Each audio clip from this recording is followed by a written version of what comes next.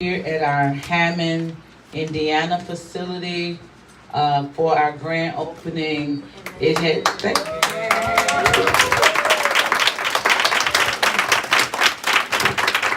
we're so super excited to have you here, and we have some very special guests. We have some very important guests. I feel like they all are my family. All of them have been just super amazing to come here to make this happen. And so we want to give you a workshop experience because we have a plethora, I say, just right here on this first row. We have a plethora of not only information, but we have a plethora of wealth. What nephew left?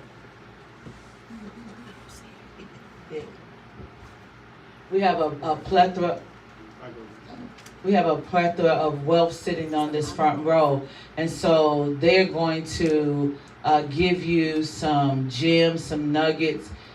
We do have notepads if you need them. What we would like for you to do is, if you can, take notes, because everybody that we brought to the table, they have a lot of experience in businesses. They have a lot of experience in wealth, a lot of experience in being successful. And so a lot of times we want to make sure, especially what I would love to do is I always love to bring people in to give you the formula of what success look like. How does that sound? So how many of y'all really looking forward to hearing these spectacular guests? They have 20 minutes because they're on the time. Some of them are on the time strain. We understand that. And so please, you want to welcome everybody, all right? They are all important people to us. We all important. Say, I'm important. I'm important. How many of y'all know y'all important? And so we have a lot of information for you today. I'm going to say this really quickly. We have a apprenticeship programs, but what I have did is turn them into apprenticeship academies. So this is just one of our many locations. We were blessed to have locations in other cities, and so we're just super excited that you are in. You guys coming in? We're so super excited that you guys have come to our Hammond, Indiana facility. We have classrooms here, a kitchen where it will be a culinary kitchen. We are going to take over the whole building. So what we're doing is we're doing the work in phases. So I really want to thank all of the instructors. So these gentlemen are somebody you should know. I own a construction company called Three Kingdoms Construction, and I own a construction academy. So these guys went through the academy and they became instructors. I want them to stand up really quick. That's who did the work. Yeah. Floyd Owens, Dr. Ashline Tony, Deacon Donald Outlaw, Latanya, and myself. These gentlemen stayed here. I just knew, I said, God, their wives gonna kill me. But their wives were so gracious.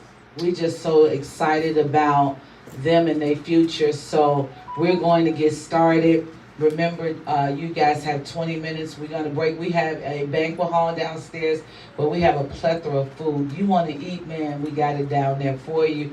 We got gifts. We have gift bags in the next room. And so if you can stay with us, for those of you that can stay and attend all the workshops, you're going to get a plethora of information. So I want to introduce my first guest. This is not the first time I met him.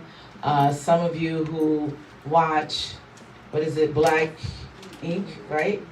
Black Ink Crew. Black Ink Crew. You guys could tell I ain't cool, so that's okay. Black Ink Crew. He is a tall guy, but a gentle giant. I remember when I met him my first time. For some reason, I thought he was short. And when he came to our Matson office, man, but he had turned out to be just this great person. He's not only an actor, he's not only an activist, he's a fitness coach. And he owns a gym. So if you want some fitness plans, you know, we're going to be doing some stuff together in this facility. So let's welcome to our, oh, you know what? So you guys should clap harder because Chase is giving us a deal where we bring in all of these people to $1 million platform. So we want to add you to the platform. So we bring in our first guest, and that's none other than Bishop Don. Come on, let's go.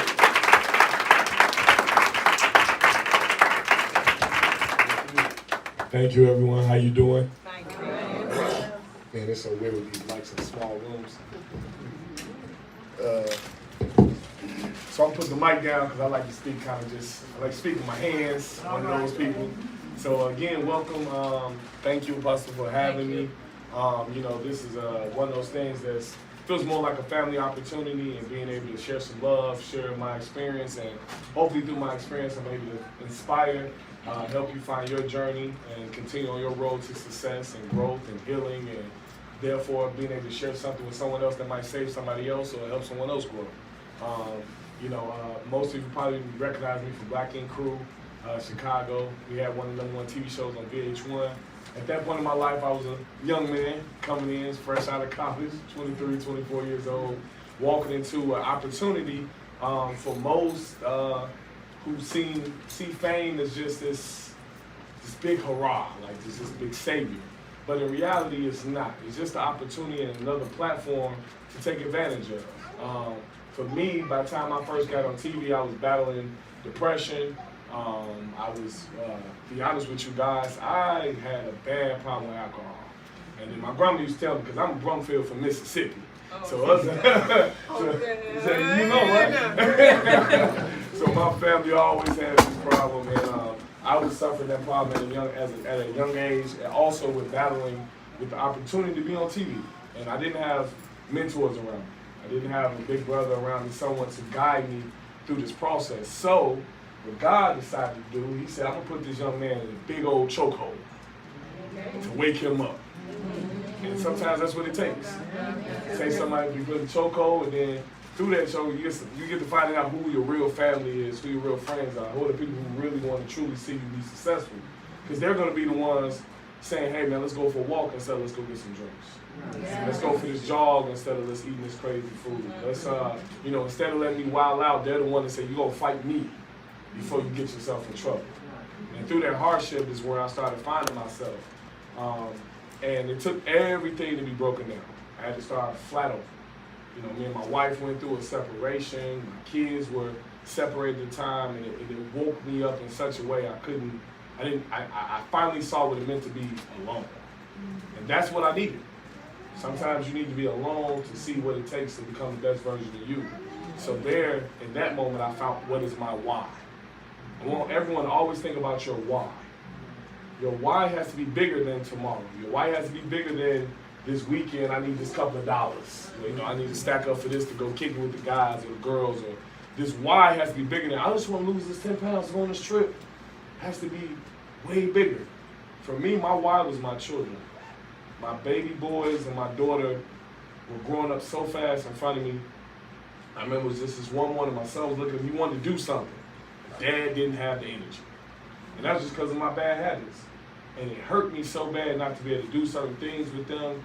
And I started thinking, man, what would this be like when they're teenagers? How's this going to look when they're 9, 10, 11, 12 years old? Who will they see?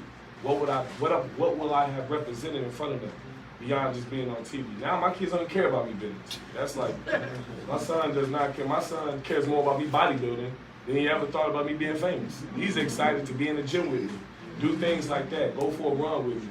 And that's when I woke up and realized, man, my why has to be so much bigger. And through my why, I found myself. You know, I started going to therapy, you know, and then that's where fitness came into play. So I've always been an athlete, but I didn't realize how much that trauma was connected to me. You know, I grew up in a household on 59th and Hermitage.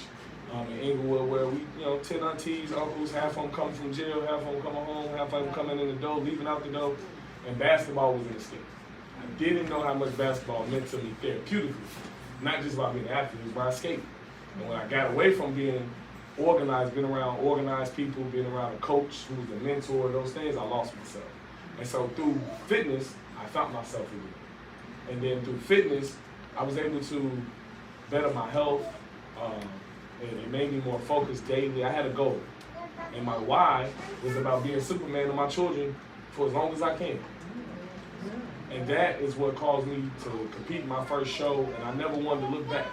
I felt like my son saw me hit the stage first time, and I never heard him scream that much for me in my life. And it was a room full of like 300 people, and I'm telling y'all, I can't make this up, man. I didn't know, I knew where he was at, but I really knew he was at when amongst all these people clapping, I could hear him going, "Go, Dad! Let's go, Dad! Let's go, Dad!" I'm talking about screaming his lungs out, guys. And I was trying to cry while I was up there, to be honest with you, my big self, but I was, for the first moment, I was reminded what unconditional love looks like.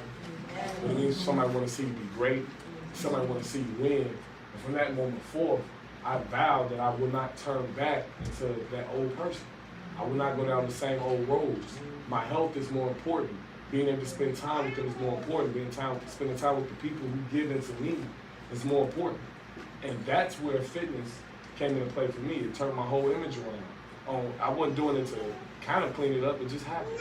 From there, I became not doing reality TV, I became an actor.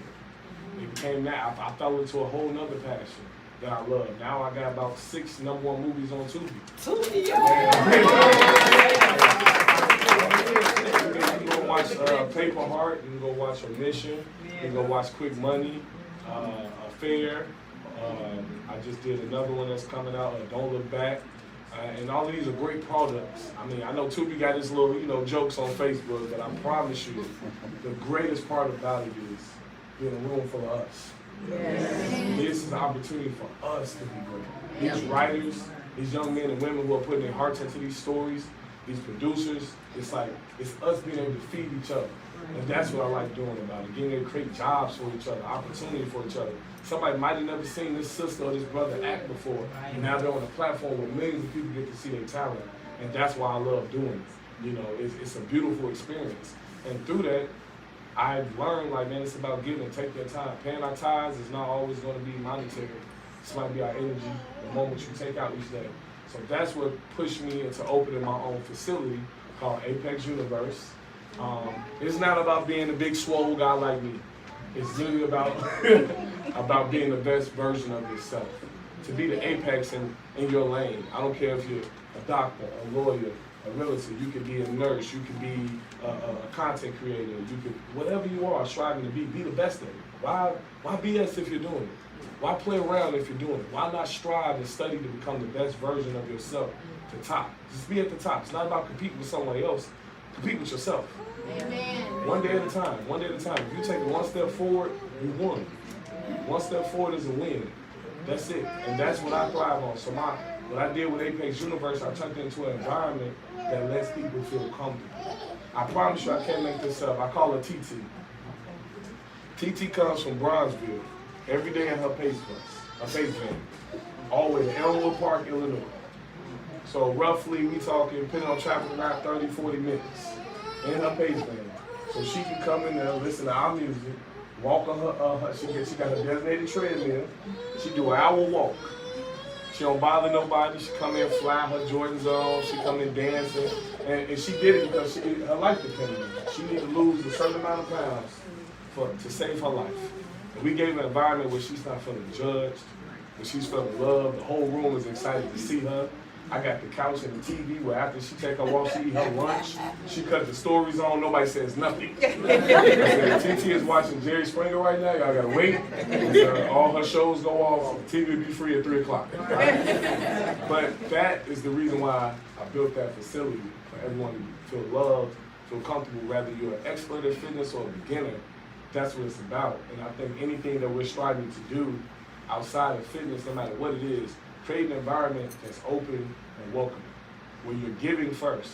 But I believe that the blessings come later. And I'm grateful that we're able to give to people our time, our energy, my strength. You know, my strength is not, I'm not talking about actually my physical, just my strength to overcome my trauma, help someone else overcome their trauma. So they can see a person in their face daily that's been through something that recovered. And I'm happy to be able to do that, be at arm's reach for so many people who watch me on movies or watch me on TV and think celebrities are supposed to be, I don't know what they think we're supposed to be, but I have to remind them, I grew up on the south side of Chicago, and all it was for me was an opportunity to bless my family. And through blessing my family, I want to continue to bless others. So, you know, if you guys are searching for your why, find your why first. Really sit down and think about it. I know money is usually a part of it, but why does the money matter? Who does it matter to? Who will you save? Who will you be able to help? That why has to be so powerful that I promise you, motivation goes out the window after a while. The people that you see who are successful, who finished it, the guys who can finish the construction classes, the guys who you see become CEOs, the guys you see running their own companies, businesses, it was not motivation after that. It was literally discipline. Their why pushed them to be disciplined. So what I'm sharing is my why has pushed me to be so disciplined I won't break. Because I have to win for them, for the ones I love, for the people I want to see win, for the people I planted the seed in. That's my why. You know, so I want everyone to take from me today, find your why. Just that why, people overlook it, you're gonna think about it later. It's gonna hit you later. It might not hit you right now, but that why is gonna hit you so hard that you're gonna be like, yo, it's go time. I'm not pumping the brakes. I'm up at 6 a.m. Because there's no excuse. If you don't feel you healthy right now, what stops you from getting up and taking a walk? A walk a day, 30 minutes a day, around the block a couple times. I have an old man in my neighborhood, we call him Pop Off. He's 89 years old, he's about 90. He has a cane. You won't think he's not, because he gonna run up on you and mess with you and poke at your pockets. He like to mess with you. But he walks the neighborhood every day. He don't watch TV. He walks the neighborhood. He's Polish. He can't speak too much English. So all he knows is no money, no honeys. This is what he tells me every day. And it's a little joke. He goes, no money, no honeys. And he walks up on you and he salutes you. He might point his cane at you, play with you, but he walks every day. Every day. And I said, I got no excuse. This man 90 years old, he gets up every day, winter, rain, snow, and walks. Because he's determined to stay alive. He's determined to live, he's determined to move. So we got no excuse. Just get up. If it's 5 a.m., if you gotta be at work at 8, get up at 5. Take a 30-minute walk. You know, walk around the block, do a little jog, jumping jacks. Whatever it is, start somewhere. And then start writing every day. If it's your goals, write it every day. Every day I'm writing down 3 things that gotta get done today, and then 3 things that I'm gonna pray for and manifest. And the thing is, God is gonna give it to us. It just don't always come in the same form that we wrote it down in or prayed for it in. But he might give you the tool that you needed to get to this level. We talk about money issues, he might put something in front of you that's an opportunity for you to create money. He can't just give it to us. So we have to be able to realize everything that's in front of us is here. Everything we're praying for is here. The opportunities are here. Utilize it. Today, he put all y'all in this room for a purpose. I'm hoping that my message, my words are able to be grasped, my testimony to be shared. You know, I literally came home with nothing, you guys. Came home with nothing. Luckily, I had a brother who loves me. He was like, hey, man, if you don't get this tattoo shop with me and make some money. And it went from there, and the history was wrote from there, just because I took advantage of my opportunity. I could have laid around and stayed drunk. I could have laid in my depression and my feelings, but it became bigger. And then being able to come out and speak became bigger when I lost all in the same year of getting blessed. I lost my uncle, I lost my grandma, I lost my sister to suicide. And I could have just broke. I could have just gave up, you know, and I kept pushing. And a few years later, I was able to find myself. And I'll be able to speak my word. I just lost my father this past March. And it was the hardest thing because he's my best friend. My daddy was young. My daddy was only 54. So he's young and he had me in high school. He was my best friend. And the day I got the news he passed, I'm out of town working on the movie. And he was, hey man, you want us to fly you home? I said, I can't do nothing. Let me work. Let me do what my father wanted to see me do, and that's be great. I could have just went home and got drunk with the rest of my family, sat down in my feelings and just quit. But I know how much my dad wants to see me happy and be great. So I said, the greatest thing I can do is be great to honor him. I'm a junior. So if I'm going to keep his name going, let me be great. And to say that we all heal different, we all mourn different, but I want to say, no matter what the obstacle is, we can overcome it. Think about it, absorb it, realize it's happening, go past it. If it's money issues, there's a way to create opportunities. Too many things to do nowadays. Too many people get money just clipping toes on the internet. Right? It's crazy. It's not an excuse. If it's your health and weight loss, there is a way. I promise you. There is no limit to how old you got to be to start or what you got to do to start. We can start at any point. Let's just do it. I don't care if we got one. I will come walk with you. We will walk to the grocery store. I don't care. We don't walk. We don't move. We don't breathe. You know, whatever it is. Let's get it done. And that's what Apex is about. That's what Apex means for me. It just means being the best version of yourself, guys. So I'm Don Brumfield. I could be found there on IG, Facebook, all these places is Don Brumfield. IG is Bishop, _ Don.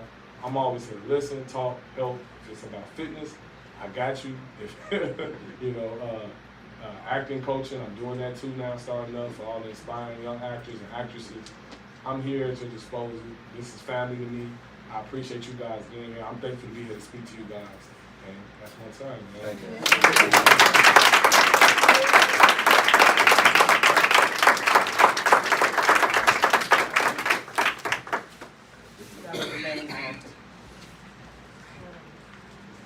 That's right. That was amazing. Let's give Bishop Don. Come on, y'all getting 3 workshops. 3. We're going heavy duties in here. We just want to make sure that, you feel welcome. He gave Omi, so many nuggets. I mean, so many nuggets. So I hope you guys grasp that. We will have opportunity to ask the panel questions, but we want to move along. So I'm so excited about having this next guest. I mean, when I first talked to him on the phone, how many of y'all talked to people on the phone the first time and they pleasant? Oh, okay, not everybody. 10 of y'all raised your hand, but the other 10 was like, oh no. So y'all never talked to nobody the first time and they were very pleasant? Yes. You! Oh my God. Department of Labor, DOL, was the nicest person to meet. But so when I talked to him and he was so nice, I was like, usually people don't really be that nice. But anytime you coming from Arizona, I don't know if y'all been to Arizona, everybody in Arizona is important because I done been to, that's why I stayed 30 days out of the whole month. Because you come to Arizona, everybody there important, they nice, and they gonna talk about business. So I am so happy to have this guest in our house. His name is Corey. Yeah. He owns the successful nightclub called 1111. Is that right? Yeah. 1111. So sometimes we don't look at people as being, especially as Christians, we don't look at people as being successful if they're not in our field. But guess what? There's so many people that are successful that you could take nuggets from. So Corey is going to talk about, I think, real estate invest. Corey's successful in everything, I heard. And this is his lovely fiance. Stand up, way, Chelsea. Yeah. We welcome them from Arizona. Thank you. Thank you, Bridget. So one of the main elements I try to preach in life is positivity.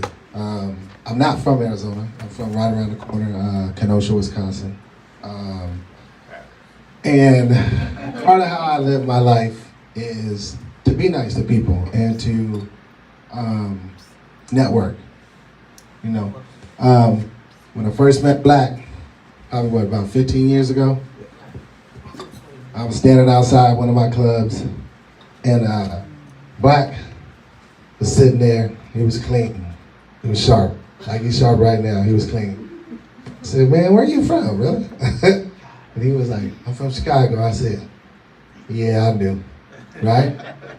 So then me and Black got to, we built a friendship, and that's why I'm here today, right? And then I met his sister, and it's kind of how my life has evolved in all type of aspects. I was a college coach for 17 years. I invest in real estate now, which I'm gonna touch on as well. And I own a nightclub. We do all type of stuff. We got a respite facility we're starting up right now for drug rehab and stuff like that. Yeah, we got a restaurant, all type of stuff. So just business format. But I tie it all together, every single aspect from, I'll have my college players work as security at the nightclub. Then they get all their friends to come. It's just everything with the networking process, even from my contractors to building the club, to everything is all connected. Like it all ties in with each other. When I was in 7th grade, I wanted to be rich. And I said, how do you become a millionaire? And the number one way in America to becoming a millionaire was inheritance. I said, damn. Right? That was it. I was like, man. But then I looked at number 2, and number 2 said real estate. So I was like, oh, what's that? Right? I didn't quite understand it. I was in 6th grade. Then my brother went to the military. And my brother does real estate as well. My brother is 52? Yeah, just turned 52. He ain't worked in about 15 to 18 years. He ain't got a W-2. He got his GI Bill, which goes to show you there's so many levels and so many avenues in real estate. He has his path, and he took it his way, even though me and him night and day. He light skinned, I'm dark skinned. He's short, I'm tall. But his way worked for him, right? It's gonna be the same way with real estate for you guys.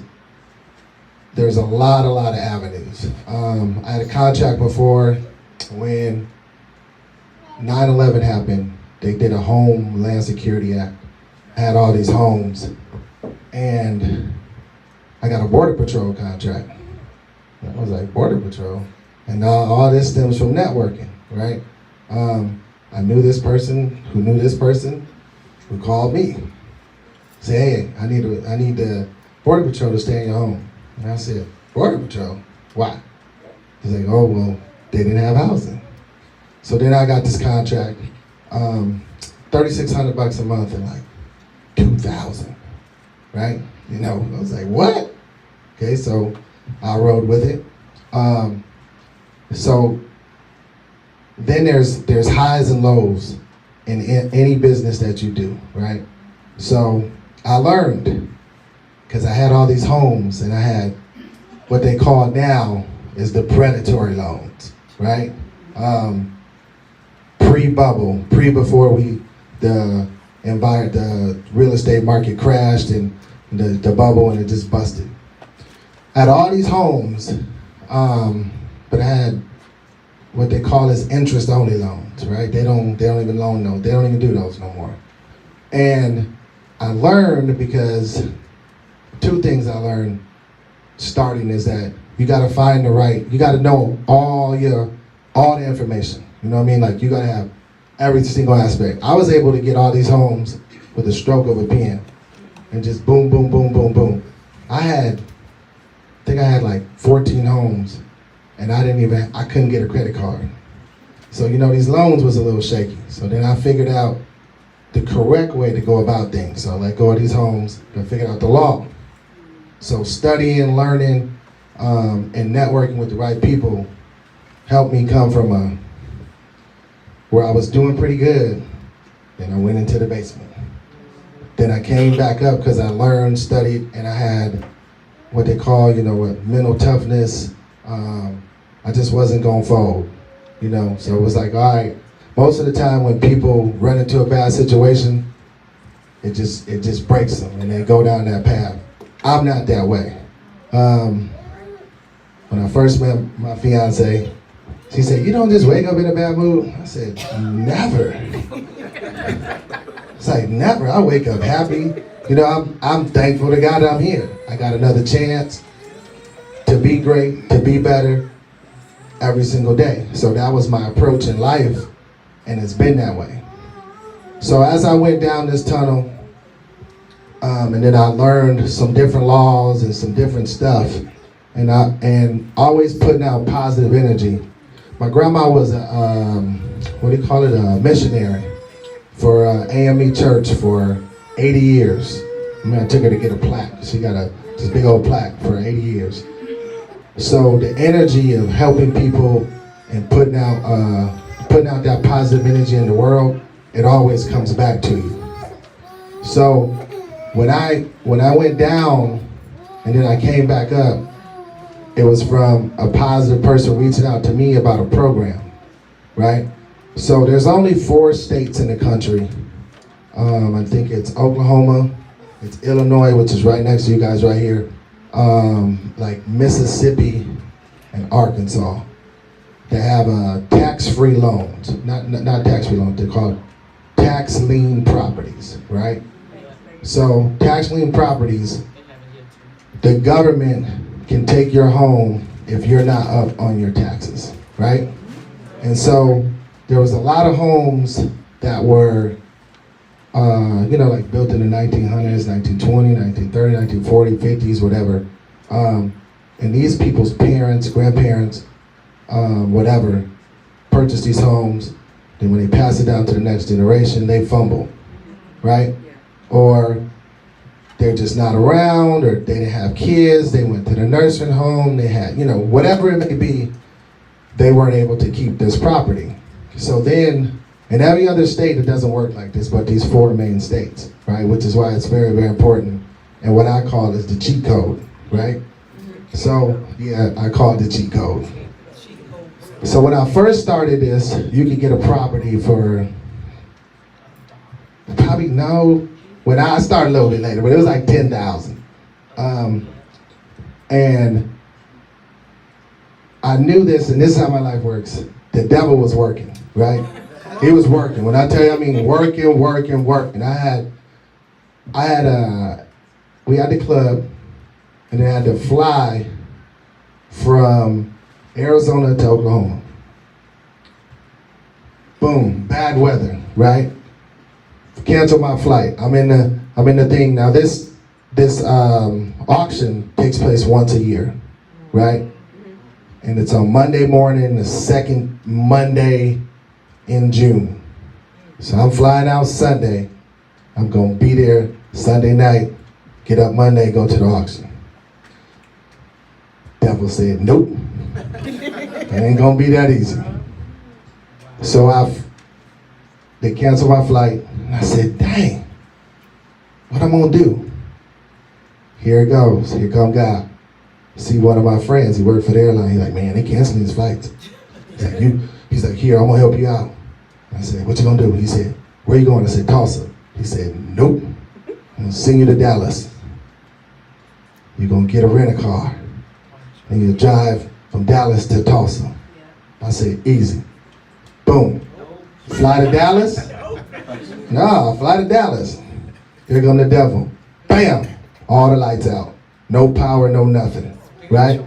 No power, no nothing in the airport. No power. Right? So I'm in the rental car line. They doing the old school receipts. You remember how they would swipe it with the ink? Right? Nobody does that no more. They ain't done that in, 25, 30 years, right? So I'm like, dang, I'm gonna get the rental car. And he's like, we gonna figure it out. So I got it. Got the rental car, drove to Tulsa. This is after I had done a whole bunch of good investments and some okay investments, some bad ones, whatever, right? So I get to Tulsa and I find out the information I got originally was only a portion of the information. So me being me, and me networking with people in the room, there was these Mexican ladies and they had this computer and they was talking and I was like, dang, what type of information y'all got? Cause they had like 3 laptops. They was set up, they was rolling. And they was like, well, we don't want no homes over here on this side. We went and checked them out, but we don't want to deal. Basically, with the north side of Tulsa is a black community, right? And Tulsa was important to me because I had relatives there, and then about the Tulsa massacre and all that other type of stuff that went down. So I didn't have a problem going into the black neighborhood. So I told the Mexican ladies, I said, well, listen, I'm gonna give y'all a couple $100. Bam, bam, give them a couple $100 right there. I said, y'all gonna help me out? They said, yes, we are. And I said, there we go. So I got my first properties.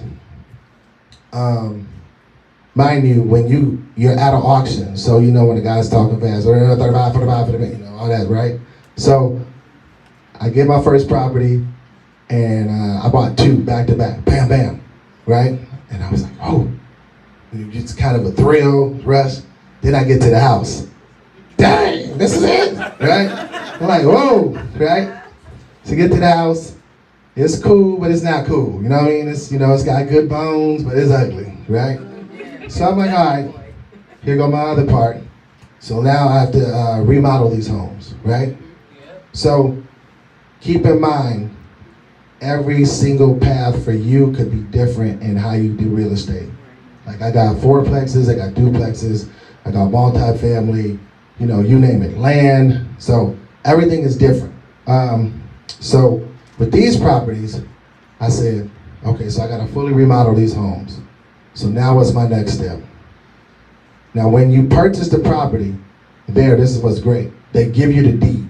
As soon as you purchase it, right there. You take that money up to the office, wham, wham, you get the deed, you get the title, right?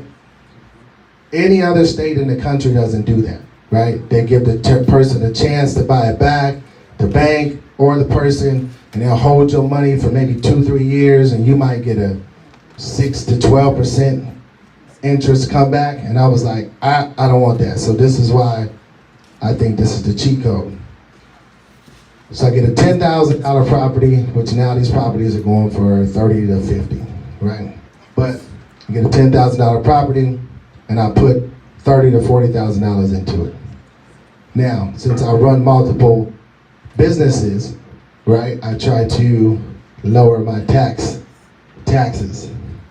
So I take the money that I'm making from here, and instead of paying the taxes to the government, I pay the taxes.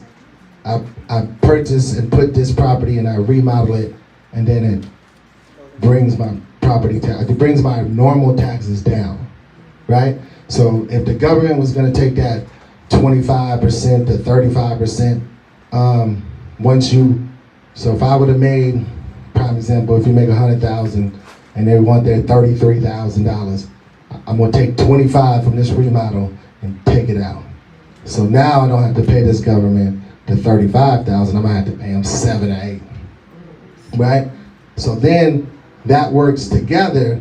So in order for that to work together, then you just keep buying them and keep buying them and keep buying them. Now, once I get this property and it's 10,000 and I put 30,000 into it, now it's worth about 150, right? So some people, because I got a cousin who does this too, because she doesn't make the type of money that I make and she doesn't need that type of tax shelter, tax break, she gets a loan on the property. So now she owns it, she has the deed, it's free and clear. She takes out the so say if it's worth 150, they'll give you 130,000 on it. She's probably 40,000 into it, maybe 50. And then she takes that money out and then she reinvest it. Now me, I don't do that, I just keep them. And then I get the residual income. And then if I ever want to retire from that part, or if I want to just sell it, I can just sell the whole portfolio. But my plan is to create generational wealth. So rather than, I drove the same car for 14 years. I got a really good one now. So Can't complain. But I invested and invested, and I didn't just spend. So that's what a lot of people do. They'll either live above their means. Like I said, I've been a business owner for 23 years. So I've been making really good money for a long time. And I'm still, even today, I still live way below my means. So when you're investing, the scary part about it is like, you throw this money out, and then do you want it to come back? But if you have a whatever's in you to be able to adjust to any climate, to any situation, it helps you be able to deal with whatever you got to deal with in the public, because there's always going to be something, In the nightclub, we got to deal with drunks, you got to deal with gangbangers, you got to deal with just some people are just crazy, right? This is what it is, right? Now, for me, I wanted to create a healthy environment, so all the angles that I take place for everything, they all, like when I say, they keep coming back together and clicking together. This newest nightclub, when I took it over, now remember, I remodel all these homes and all these other homes that I get for the tax lien homes. So I learned a lot. So now when I get this nightclub, I have to fully remodel it, change it, and get it up to par. And people say, oh, you can't do that in a club, it take you 6 to 9 months. I said, it might take you 6 to 9 months, right? So it's gonna take me 2 months. Everybody, whole city, no way. It's not happening, you can't do it. No. Me, I'm a firm believer in faith. I say I'm gonna do something, I'm gonna do it, I'm gonna get it done. So I think I had 2 to 3 crews, and I was going 20-hour shifts. So then you also have to sacrifice. A lot of people aren't willing to sacrifice for whatever it may take. If it was easy, then anybody would do it. So everybody would be walking around and be like, oh, I'm successful, I'm this, I'm that. I would literally blink, get back up, kiss her goodbye, and say, you know where I'm gonna be at, right? And I did it. It took me, but I learned from the experience of the real estate. So when you're putting all this together, then my networking skills would take place as far as, well, I knew this person. I know this person who does floors. I know this person does paint. This person does the rails. This person does sound and audio. I had every single thing down. So it's important tonight as well that when you guys walk out of this room, you need to be getting 10, 15, 20, 30 numbers. As many, because when it comes down to it, if you're ever gonna start anything, you're ever gonna help, she just says she got construction workers. If he's one of them, but he can't do it, and guarantee you, Tim Moore. Tim Moore, he can give you that person. Well, when we first started dating, she said, who are you? I wish people would just call me to get me some money. And I said, it don't work like that. I said, that's not what it is, right? So I got friends who would do some real estate investment. They would do these big projects and basically like hard money loans. And they'd say, hey man, give me 5,000, 2,000, 10,000, 8, 7, whatever it may be, right? Whatever your budget may be. And he'd say, I'm gonna pay you back in about 2 to 3 months, depending on the closing time. And I'd say, all right. And so then I would send him the money and then get it back. And she go, how does that work? I need to do that, right? So, and I like dealing with us because a lot of people like us don't get these opportunities, right? So I love to share the knowledge of, like, even the tax lien thing is like, it's incredible. Like, where else could you get a house for cheaper or the same price as your car? Right? So something that's gonna depreciate, but this goes up. This appreciates, right? So the tax lien part is so simple too. Like people, it's crazy because like we could really just look at the information's right there.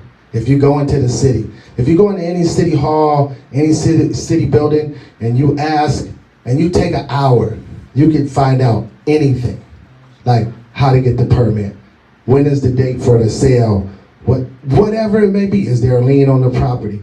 There's so many ways if you just spend an hour in the city. And that's any city. So if you came to this city and you wanted to look and figure out something, if you just go to the city. Or call my sister. Networking always gonna work. Renee Williams, she worked for Cook County Assessor's Office. See? And assessors, you know, she got all the plugs. She gonna tell you who to go. Oh, well, here, but take this over to the treasurer. This take. So let me give you another rewind. So I own a nightclub. I get so liquor license costs a lot. Especially in Arizona, they're very limited. So I start networking, and one of my friends, we're out of town, and one of my friends says, and we had already put this business together, we knew we was gonna get it, knew how to get a license, and I call, and I said, yo, man, we need a license. And he said, yo, you know, one of my boys was just talking about it, but I don't know him, I know the other guy. And so I said, I said, who's the guy who's got the license? He's like, Jabbar. I'm like, oh, that's my guy, right? So this is how it works. So then called Jabbar. Jabbar says, man, I got the license, but it's got a loan on it. He says, it's got a tax lien loan on it. And I said, perfect, right? So I already knew what to do. I said, we get the attorney, we get the title company. And he was like, all right, it's $75,000 on the loan. I said, okay, how much you want? He said, give me 50. I said, 125? I said, give me a second. Meanwhile, I'm the knowledge.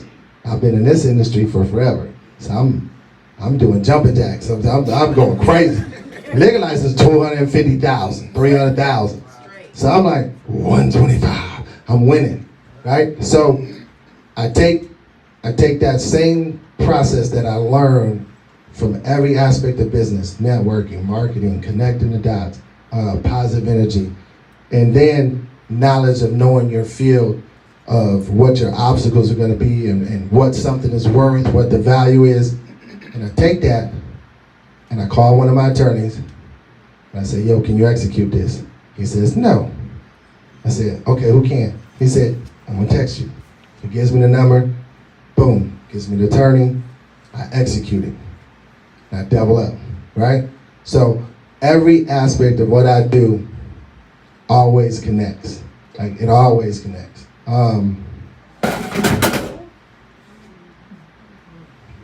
What you doing back there? Yeah, so with real estate, and so like if you don't want to be an investor and you want to start something, tax liens are great. And you want to just start off and you want to just get a home, right? So my first home I just used it so I bought the nightclub and I took out a HELOC loan on this. HELOC loan was a home equity line of credit, right? So once I took out that home equity line of credit, took out $500,000 on that loan, and I remodeled the club, right? Paid the home equity loan back in about 2 months. Boom, so now I'm free. I only paid, let me see here. Less than $10,000. Paid less than $10,000 to get, but this was the equity that I had in my own home. So home ownership is so important that you get to use it to benefit you if your kids needed to go to college, if you ever got sick, whatever it may be. That real asset, that real property is what's so important that most people, they really don't understand how much it can benefit you, right? So, and I explain this to my players now, so I have a plan. When you think about it, over the past, 2-3 years, rent has doubled, tripled, right? Not mortgages. Right. If you owned your property, you're gonna be at the same spot. Yep. That's right. Right? That's right. You're at the same spot. We bought a property 3 years ago. 2020, in the midst of when everybody was like, the end of the world, right? We was like, I said, we finna buy, right? And it still goes to show our mortgage is here, right? So I only got 2 mortgages. I own all the rest of the stuff. But our mortgage is here, like in the basement, where it would basically cost us now what a 2-bedroom apartment is, right? But if we bought our home still today, it would be like quadruple. So there's so many aspects of how you get to advance with just real estate, just from owning your own home. And then there's programs. So with real estate, don't just do it all by yourself. Figure out there's a program for everything. There's a program for you're a black woman, you're a single black woman, you're a male, you know, there's so many programs for almost everything. Because my mom did it. My mom moved from Wisconsin to Tucson. And I said, she came and she was living with me. She's like, oh, I'm finna get my own house. And I said, you ain't got a job. She said, not yet, but I'm gonna get one. I said, well, how you gonna get a house? No job, no credit, right? So you're also talking to people with the elders, they'll teach you some stuff. So she looked on this program and she was like, well, they pay me to get the house. And then I can't sell the house for 3 to 4 years. And then they pay me to fix it. I said, what? I was like, where you find that? She's like, it's all right there. So she got this property, a really good property.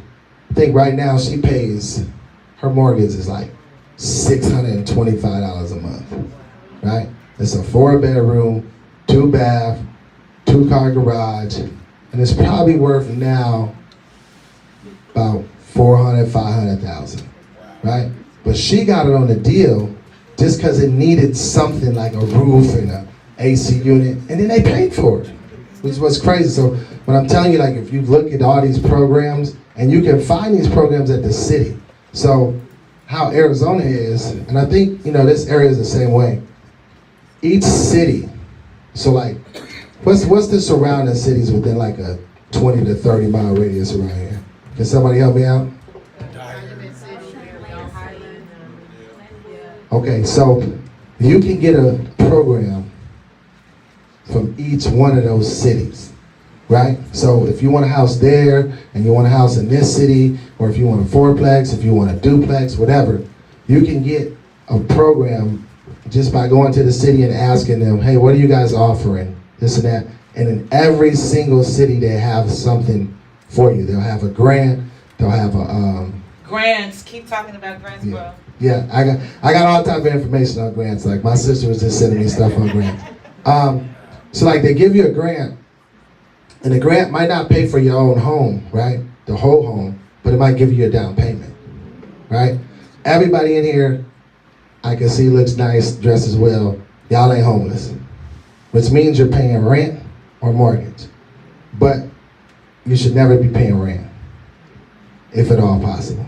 You should always be paying for a mortgage, right? Now, sounds crazy coming from me because I make a lot of money off people paying rent, right? but I would love for black people to be able to put your resources together.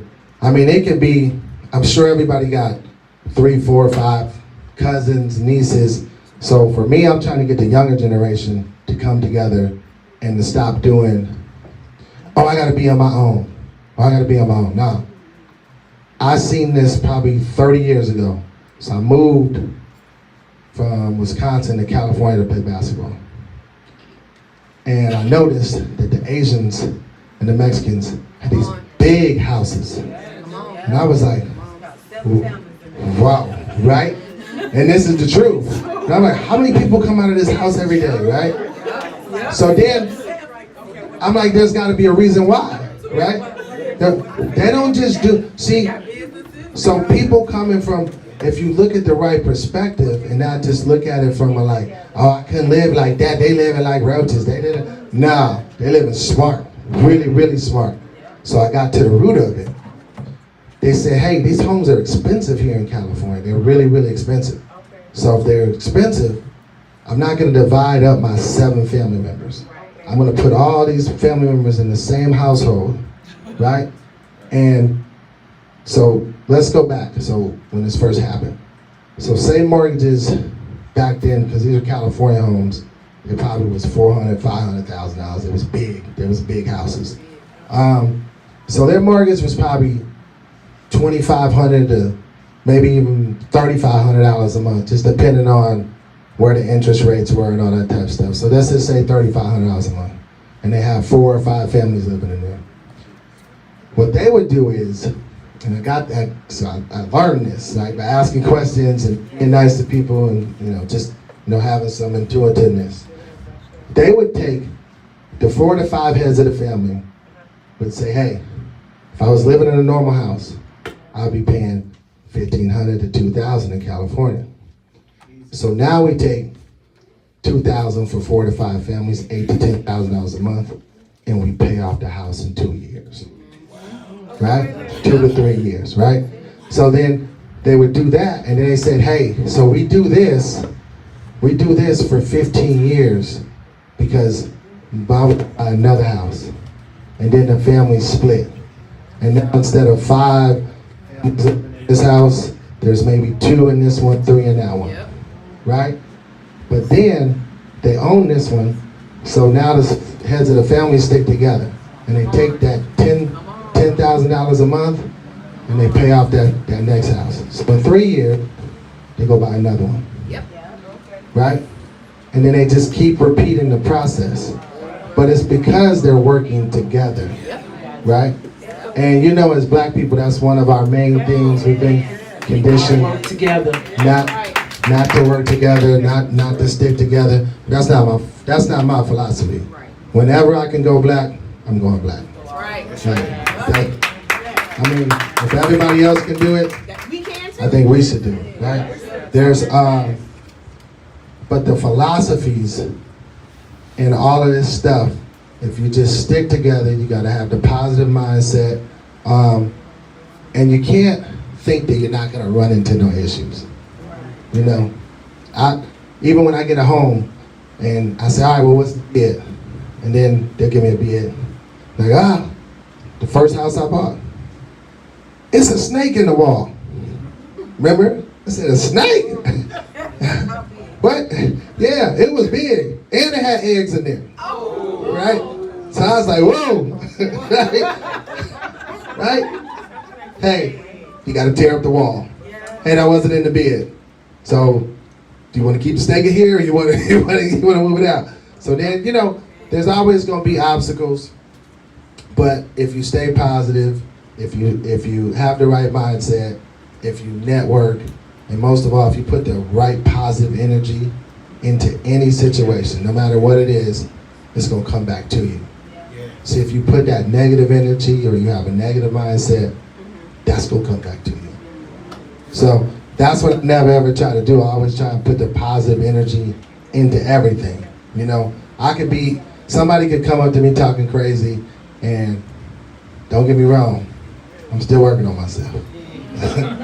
I'm gonna give them some energy back, right? But then I'm gonna turn around and be like, so how was your day, Black? Because I can flip that switch where I don't want to stay down there, right? So real estate, whatever you want to do, and that the best thing, if you're not gonna do these tax liens, if you're not gonna if you don't want to be an investor, or you want to start off small as an investor, is to get a fourplex, right? So I'll leave you with this last piece of information. Fourplex is the highest number you can go before the bank considers it a commercial loan, right? So commercial loan means you're going to have to come down with 20%, right? So you know how high these prices are now. You're like, 20%? No, I don't want to pay 20% of $800,000, right? That's $200,000. Now, what you do is you go get you a fourplex, and if it's $800,000, you pay 3% to maybe 5%, right? That's more feasible. Now, if you take that and you put into play, you go get a grant. It's your first time home buyers. They don't believe in grants. This is all the stuff. I mean, even if y'all got kids, if y'all, I got one more. If y'all got kids, I saw this done in the early 2000s, right? So I was going to college, and I said, how these white people got these big old houses? All of them. What is this, right? These kids would be living in a big house. And so I'm like, what is this? So they would take the original down payment of, say you're starting as a freshman, and this home was back then maybe 150,000. And you take what's that, $10,000 and you get this property. So say you get this property for $10,000 and then you put your kid to work. You're gonna live there, but so are your 4 friends. So are your 5 friends, right? You make them pay the rent, your kid basically get to live there for free, and as the property value is going up, right? So I saw them doing that, and I've been trying to preach this to my family and to other black families for so long, that the way you go about it is you have to make sure that you take the initial risk and investment, because it's gonna pay off, right? Think about how much money that we probably spend on unnecessary stuff, right? Just unnecessary. So if you can have the discipline in order to be able to make the investment, the prosperity that you and your family will receive is gonna be life-lasting. Like really, really life-lasting. When you think about if you can take your income tax, and this is one I told my own cousins, like, girl, you got 4 babies. I know you get $10,000 to $15,000 back for taxes every year, right? Why don't you have a house? Don't go buy a new car. Don't go shopping. You tell them, take that money, put it down, get this property, and watch how their life changes. Watch how your family's life changes. Just traditionally, it shouldn't just be grandma that had the grandma's house. It need to be everybody's house. You know what I mean? Even from when you're going to college, okay, you're going to college, but let's get this house. And then when you graduate, so I've seen people do this.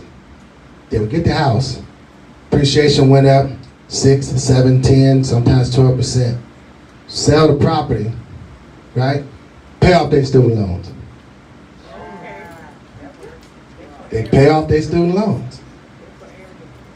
See what I'm saying? There's so many ways that you can use this real estate to help you to where you can't just look at it from one angle. There's so many to help you advance. So I'm gonna leave it at that. I appreciate y'all for having me out here. If anybody has any questions, I'll be willing to give you my number, whatever it may take. If you want me to have a conversation with anybody anytime. Like I said, I come from a missionary family. We used to drive the bus and go pick up 80 kids to go to Sunday school. So I'm fine with that. I'll help people at any given time. It's just not an issue. But thank you. Thank you. All my brothers from another mother.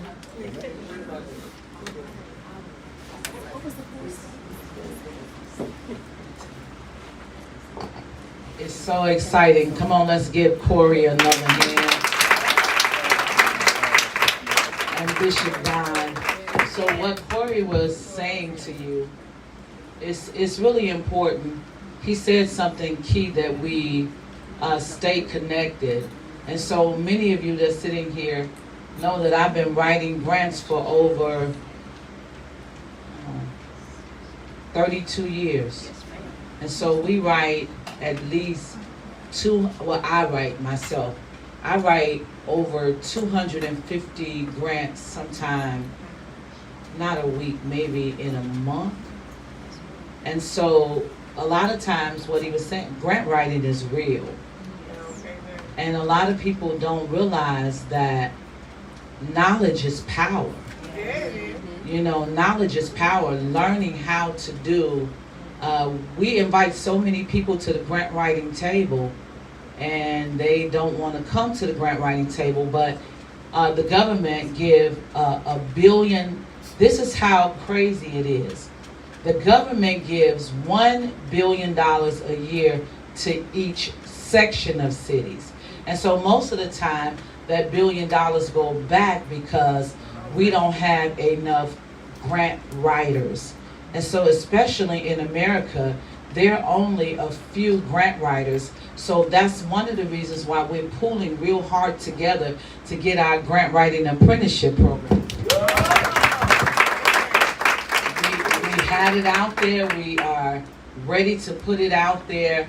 We will teach grant writing here too. We have real estate investment classes. You guys, they low, dirt cheap. He was talking about real estate investment tax liens. Tax liens are some of the easiest to get. It's not rocket science. It's not, you gotta try to figure out anything, but there is, like he said, there's cheat sheets, there's cheat codes, there's cheat books, so you can do it properly, because if you do it properly, you know, he explained, he gave you guys so many formulas, and so that's what this facility will do too. We teach real estate investment. One of the things that he said that was really key is real estate is how you're gonna get money. Real estate, stock, grant writing. Take our grant writing class, you know I'm plugging it. It's how you get money, because other avenues not gonna take you. It will get you money, but not generational wealth. And that's what we're trying to do. So we thank you again, Corey, for that. And so we have our next speaker, who I know him personally. He is a very humble person. Most of the time when people see him, they always say he don't look humble, but he is humble. We grew up in the Church of God in Christ, and a lot of times people criticize him for being a party promoter and an entertainer, but not only is he a party promoter and entertainer, he is he's a financial guru. A lot of people don't know that about my brother. He's into finance. He worked for Wall Street. He knows a lot about being successful. So I'm gonna tell you a really quick funny story about my brother. My brother in the entertainment business, the funniest person that my brother had people call me all the time, but the funniest person, 12 o'clock midnight, my brother had R. Kelly on the phone. And he said, pray for R. Kelly. I thought he wasn't real. When R. Kelly got on the phone, my brother had met so many wonderful people. I'm so excited to have my younger brother here on this platform. Man, my baby. You see, he cut to death. He's always cut to death, but he's going to be talking to you about financial empowerment, what we talk about every day. Let's welcome to the stage. They call him Black AZ, but he my baby brother Steve. Thank you, everybody. Thank you. First of all, I want to thank everybody for coming tonight. Well, I got some special people who came. I definitely want to honor one of my best friends, business partner, Corey Wallace. He flew all the way in from Arizona. Him and his beautiful fiance, Chelsea. Come here, Chelsea. Come up here. Chelsea runs the nightclub too. She's the general manager. Chelsea and me and Corey been like brothers and sisters. They were really close friends with my brother Warren, who passed away. And for them to be here is amazing. And they got to fly right back, right now, in a couple of hours, be back and run the world's largest, best club in the world, literally, where we didn't have Cardi B, Offset. I can't keep naming, but the thing is, I thank y'all for coming. This is phenomenal. If I cried, I would cry, but you know I'm crying. But thank you. But I also want to thank Bishop Don for coming. He set his schedule out to come. All my family members are coming. One of my close friends, Luke, for coming. Thanks for coming, brother. Thank you. First of all, I'm not going to be long. I just want to touch on a couple of things. Number one, before you think about how could I get money? You got to think about chasing God. You know, they say, before you find anything, find God, find yourself, then find the money. Because God is the wealth. We doubt ourselves. That's why we don't have what we want. You have not because you believe not. You have not because you ask not. Number one. And anything when it comes with money, you have to believe it. Even though you might not see it, you got to believe it. I come from corporate America. I'm going to just give you guys my background. Outside the party stuff, that's small. Like, I come from a family, first of all, a praying mom, praying dad, praying aunties, uncles. My sister been in church since she was born, so she, you know, she prayed 24 hours. I don't think she ever seen a party, alcohol, nothing ever. She's literally like fell out the sky and Jesus just blessed her. Number one. We had to go through the tough, hard things. But money, for me, came from my mama praying. Because I don't think my mama ever worked, did she?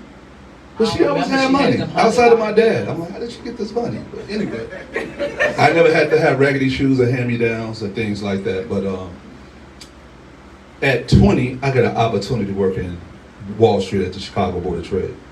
The stock market, if anybody don't know it, I worked in the stock market for 10 years. I worked for brokers. I did at least 15, 20 jobs. But they entrusted me with their money, their finance, with their books, everything. I used to walk around with $1 million in checks in my smock, in my work pocket. Smocks was like these work jackets. But I walked around with that much money on me. And I used to have to pay a lot of their workers. So this is, woo, I'm old, I'm 48, but not really old. But this 20-some years ago, and I'm like 23, 24, braids in my hair, a whole bunch of diamonds and jewelry. They entrusted me with their money. And I want to say this because God is entrusting us with his money. You don't work for your job, you work for Jesus, you work for God. The problem is, we don't know how to ask God for money. The first thing we is, well, God, take ifs and buts out your vocabulary. That's the biggest thing. If you doubt God, why am I give you something? It's like your daddy. Daddy, if I can go outside, did you clean your room? No? Okay, clean your room. Daddy, do you think I might? No. Take if. Dad, I'm going outside. Okay, your room clean? Cool. God is entrusting us with the earth. We are kings and priests of the earth. We can get anything we want in life that we may want. But guess what? You have to believe it. Get hand up. You got a question? Okay. I don't know. Okay. I was going to answer your question. But money to me was speaking into existence. My sister said, like, I know you're a millionaire. Well, I'm a billionaire. Million? God, blank a million. Billion because guess what? My faith is building. Now faith, the substance of things hoped for, evident the things not seen. I'm not reading the Bible. It's in my heart. This is what I wake up. I wake up smiling. You know why? Because I'm chasing that bag. Guess who the bag is? God. Not the bank. Not the club. Not my corporate job. I've been in finance for 27 years. I've been working for a technology company for 10 years. At home. Black man working from home. In his underwear for 10 years. People are like, what do you do, Black? Finance. How? I didn't go to college for it. But guess what? Wall Street was my beginning. God will make your beginning and end. But guess what? If you doubt it, you ain't going to have it. The main number one thing I want to touch on with our people, us of color. I'm the same. I grew up in the Wild Hundreds. I grew up in the hood. I'm really from the south side of Chicago. I'm really Chicago. Everybody, when I met Corey, where you from? Chicago, my hat was stirred. He ain't tell you the real words, my hat was stirred. I'm going to represent my city. I'm Chicago all day. But guess what? You got to fix your mindset. And your mindset is stop messing up your credit. I can't tell you about money until you fix your credit. You can't go get a house with bad credit unless you're doing cash only. You got that bad, you go cash on anybody. You go get a Bentley, Ferrari, the jewelry. I don't know what layaway is. What layaway? That's peasant talk. Well, I'm going to give Walmart for a shirt 28% interest on a credit card for a $9.99 shirt. You're going to be paying really $500 for a t-shirt. But still, you need credit to be able to do things. But credit is king, right? And cash is queen, right? Am I saying it right? You're right. But you got to fix your credit. You can't get nothing in the world without credit. You still gonna need to be able to do something. You don't want to exhaust your finances just paying cash for everything. You're gonna still need to have credits. And I've been dead twice. I'm gonna tell you what dead mean. I've been financially dead twice. You know what that means? I filed bankruptcy twice, just like Donald Trump did. One time for $1.4 million, the second time for $30,000. But guess what? I'm at $700, and I'm happy. Everything is Stephen Pointer name. Well, let me say Dr. Stephen Pointer. Let me put that doctor in, because business people love to put their first part. But anyway, having your credit right is the first thing, but your mindset gotta be right. Stop doubting yourself. Get up and do something outside of what you see. God got everything for you, but you gotta believe it. Stop, man, I don't know. Stop watching TV. Get out social media. That's all lies, all tricks from Satan. The devil is the prince of the power of the air. He gonna make you believe everything. Oh yeah, you know, this celebrity is. Have them get bad credit. I'm around the biggest celebrities. You can ask Corey. Me and Corey been doing this for so long. I'm around the major celebrities every single weekend. They believe just like us. They gotta go to the bathroom and eat just like us. But they got bad credit. Credit on the floor. What's your FICO score? 0. You can't finance a bubble gum. But I'm worth this. They ain't worth that. Don't let them lie to you. That's all cap. Cap meaning like lies in the world. But you gotta change your mindset. Stop doubting yourself. Anybody here that doubting yourself, that's your fault. You can't get mad at God. Stop kicking God. Saying, God, God ain't did nothing to you.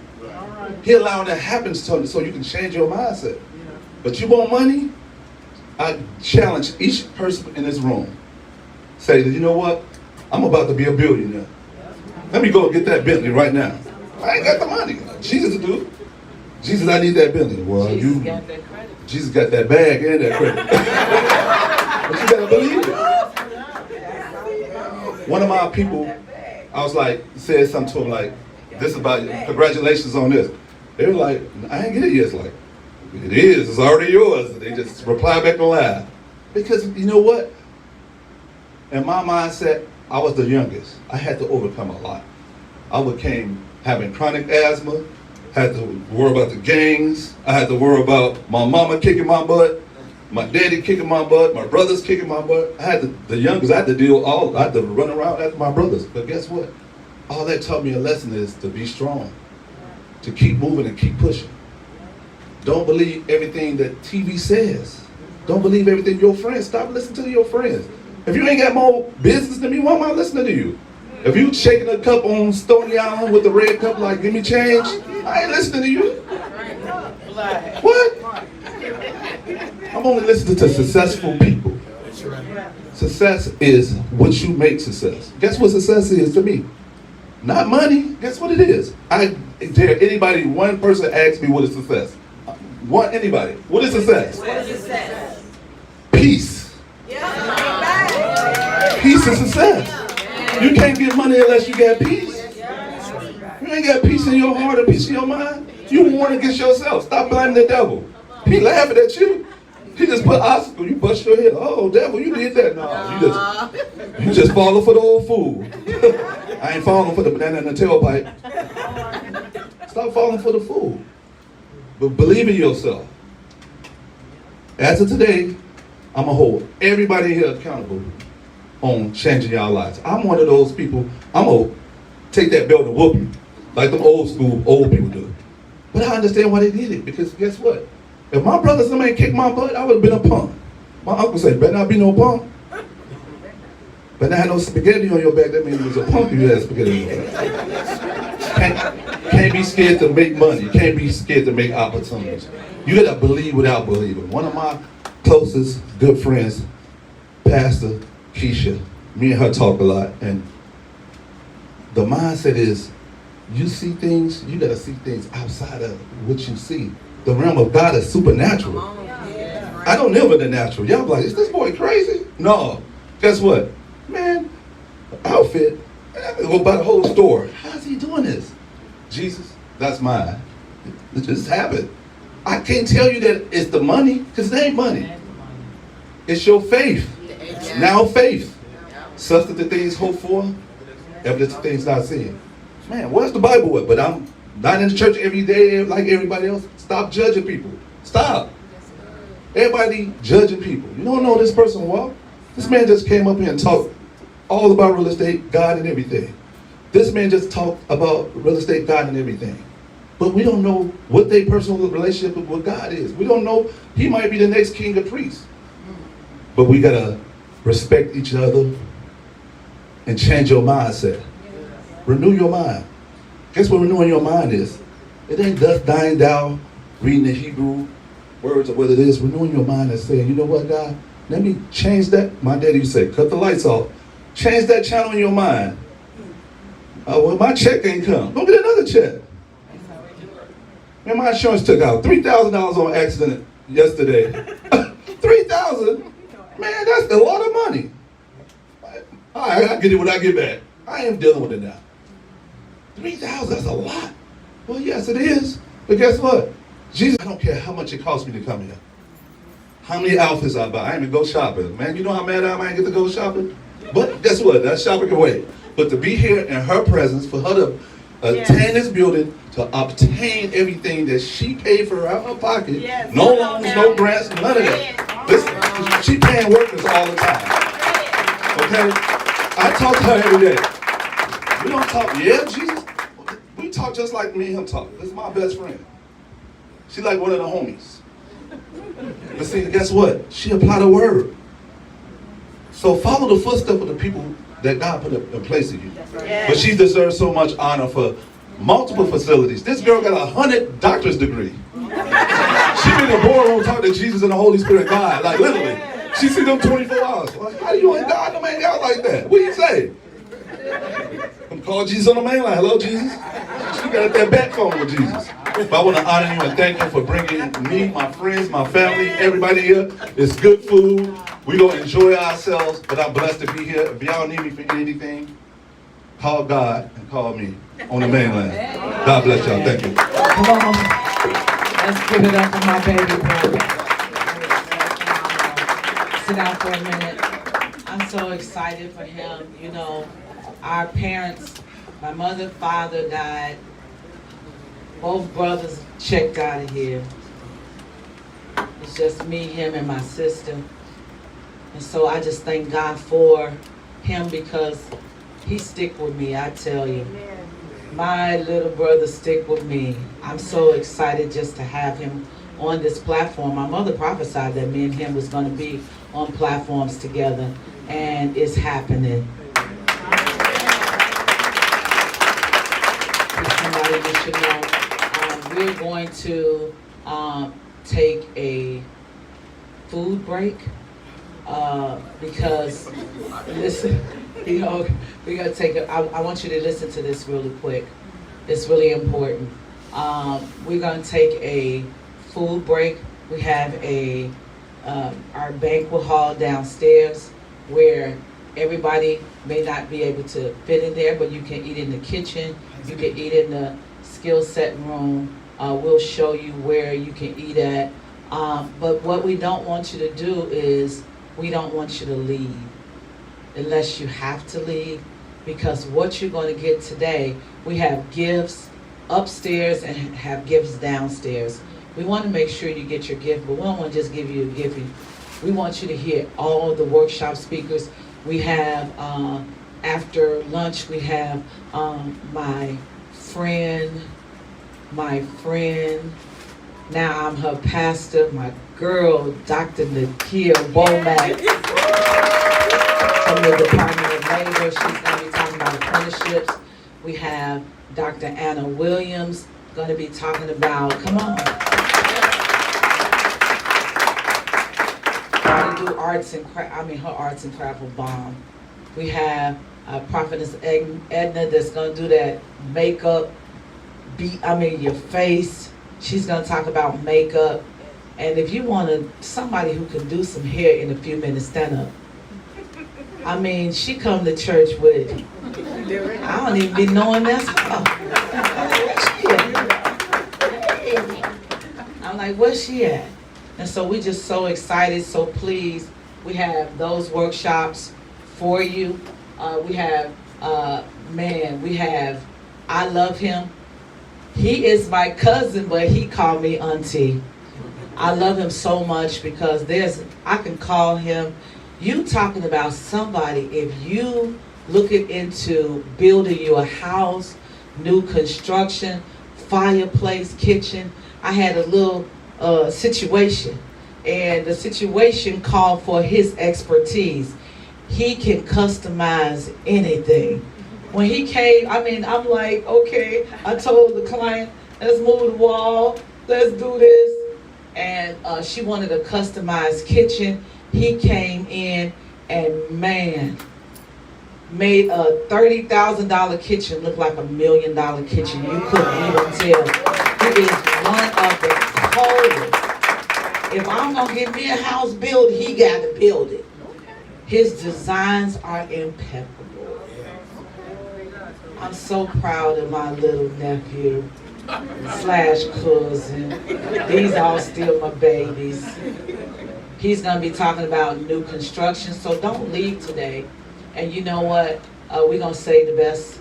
I ain't going to say I'm the best for last, but I want to talk to you about some money. How many of y'all want to hear about money? Yes. Money, how to get some finances, how to get property. I invest in a lot of stuff. I invest in real estate. I invest in people. I invest in churches. I invest in businesses. So I'm a serial business entrepreneur, but I'm a serious investor. And you know what? I have all my everybody important to me. He wanted a smart. You want to see somebody smart? I love my uncle. This is my mother's brother. I did not know he was coming. When I was in a little jam, because the Holy Spirit told me to graduate Jesse Jackson. And I'm like one of the greatest civil rights leaders of this earth. And the Holy Spirit told me to step back because I wasn't the one to do the graduation commencement. And so I always call Uncle to get me out of everything. I love this man. He is one of the smartest. I call it, he's a genius. Anything about anything. He could put some stuff together for you, from technology to whatever. He can fix your life in 2 minutes. Stand up, Uncle Rafi. I love him so much. He used to teach at the university. That's what made me want to teach. I'm so grateful for him to be in the building. My aunt's here. My Aunt Roberta, my Aunt Ann. It's just so important to have your people here. So we're going to, my cousin, I love her. She actually not like, she my cousin, she my friend, she my sister, and she brought some treats, co-pastor Lakeisha. We're gonna sample them treats so you can patronize her business. But what I wanted to do really quick before we break, we're going to do our kitchen dedication. The kitchen dedication is important because we have some important sponsors who are dedicating to that kitchen. If you go in that kitchen, they are going to supply me with $1 million worth of food for a year. I'm just grateful. A year. They already signed. Because what I want to do with that kitchen is I want anybody that want to know how to cook, learn how to cook, use that kitchen to cook, use that banquet.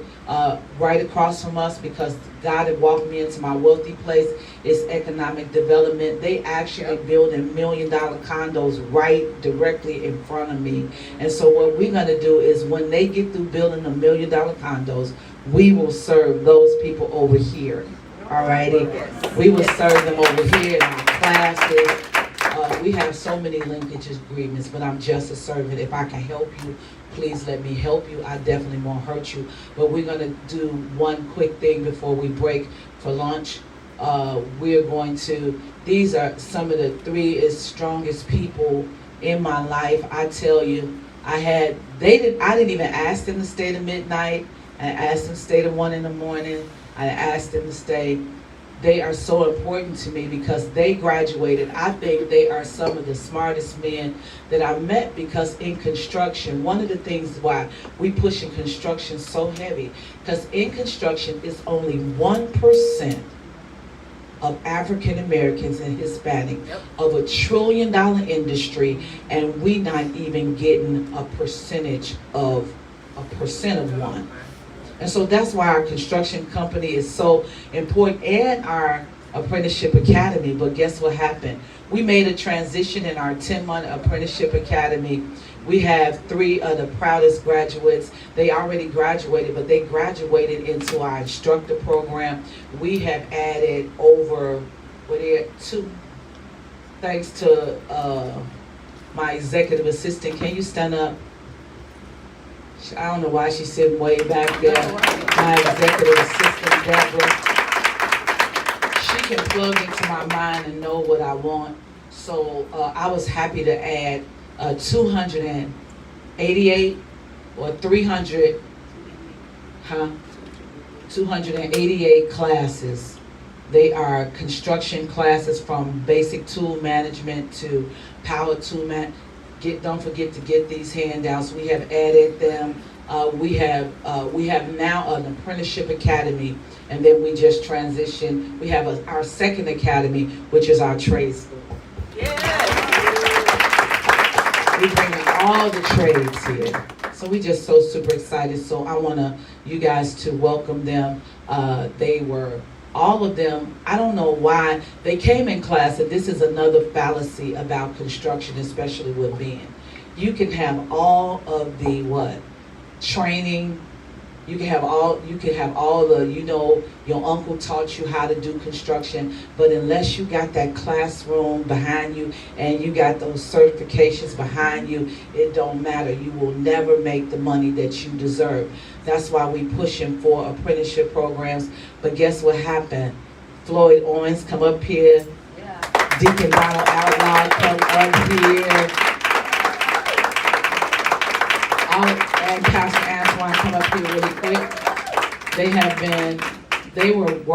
They were doing construction. My husband was a foreman for the water department. He retired after 32 years. Pastor Antoine worked for, what they call Streets of Sanitation. And Floyd, we call him, I don't know why Floyd want to look like, he not called that, but Floyd on our block is called a master contractor. I'm telling you, Floyd can build anything. There's nothing Floyd can't build. And Floyd, the tool man, he got more tools than anybody. If you whatever drills, everything. So they helped me get this facility together, but they didn't just help me get this facility together. First 10-month apprenticeship class, can you give it to me? They actually, you earn 21 certifications. And so confined space, Deacon Outlaw is a confined space guru, because I was teaching confined space. He's like, nah, it's supposed to be tight like that. That's how it's supposed to be. And you can't put the people in the hole. And so I'm grateful for my husband. So they actually are turned into instructors for our academy that's going to start getting paid. Our instructors get paid $175 an hour.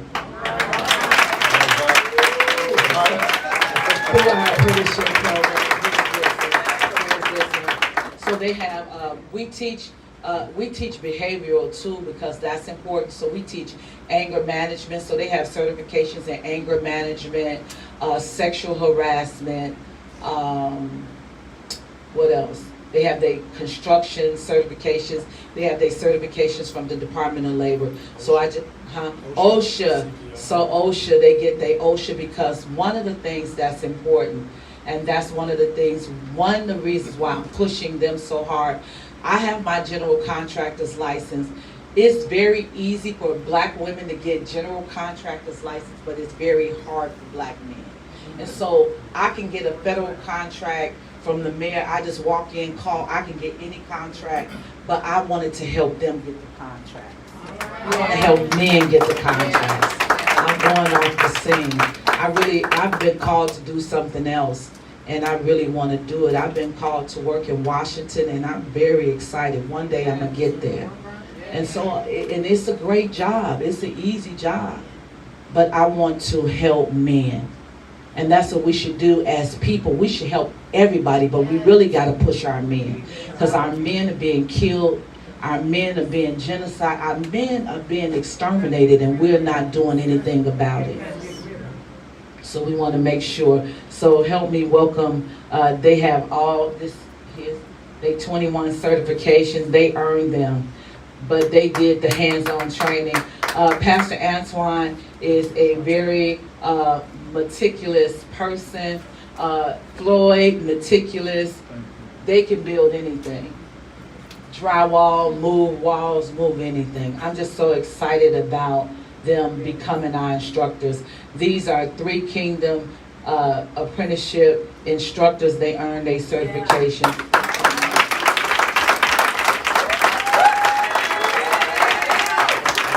And they have that Department of Labor certification is important because they can go anywhere and make the money that they deserve. Let's give them another hand.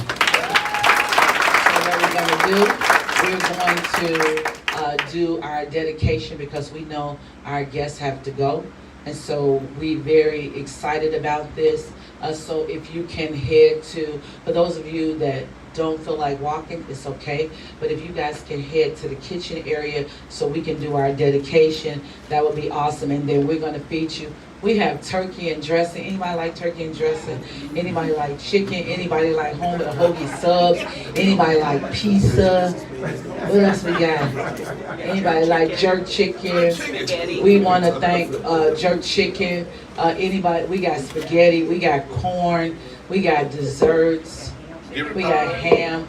We got Garrett popcorn. We got a lot of nice gifts for you. We just thank Desiree Billers. We thank Amazon. We thank all of our partners that partnered with me to make this happen.